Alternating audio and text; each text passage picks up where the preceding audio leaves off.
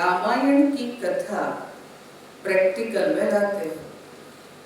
गीता ज्ञान है स्वचिंतन स्वदर्शन चक्रधारी, नष्टो मोहा स्मृति स्वरूपन्ना।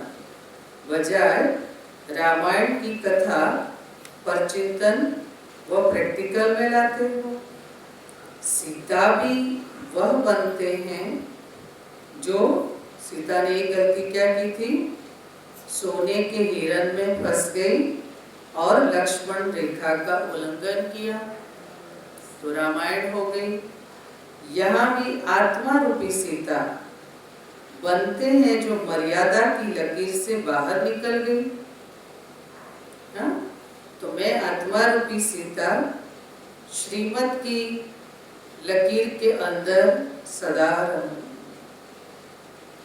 सीता के दो रूप हैं, एक सदा साथ रहने वाली सीता, दूसरा शोक वाटिका में रहने वाली सीता। एक सीता राम के साथ रही, दूसरी सीता रावण के साथ शोक वाटिका में रही।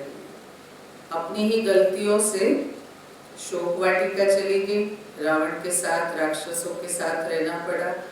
माना हम भी बाबा को भूलते हैं ना, तो फिर रावण की शोक वाटिका में चले जाते हैं, फिर घबराते हैं, राम राम पुकारते हैं। तो बाबा कहते हैं क्यों ज्ञान योग और संग को छोड़ते हो? बाबा की दी हुई श्रीमत के अंदर रहो तो रावण आएगा ही नहीं।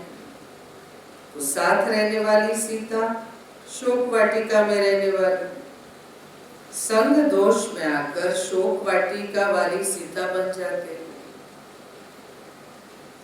वह एक है फरियाद का रूप, दूसरा है याद का रूप। याद रखो पहले दो बातें, पर चिंतन पर दर्शन दाग।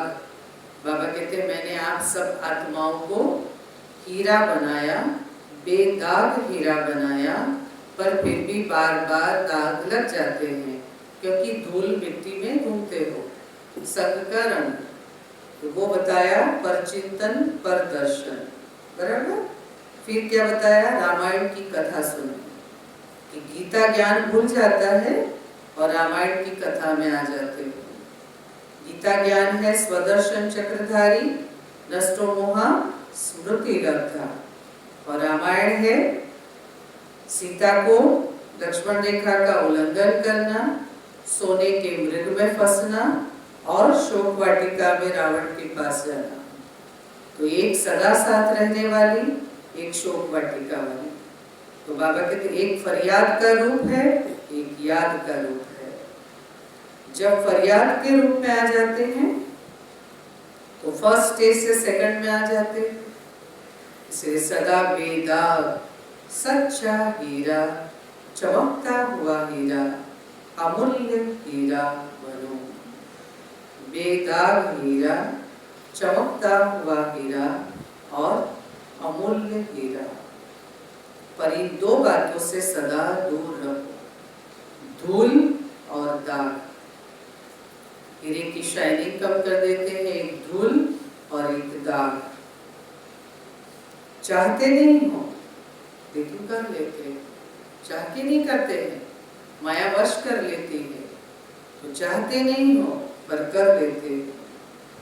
बातें बड़ी नई नई रमणीक बताते, अगर वह बातें सुनाए तो बहुत लंबा चौड़ा शास्त्र बन जाए।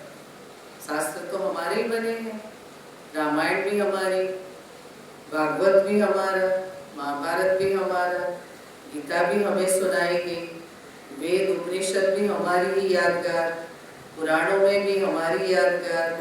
तो सब कुछ तो देवताओं की यादगार है ना।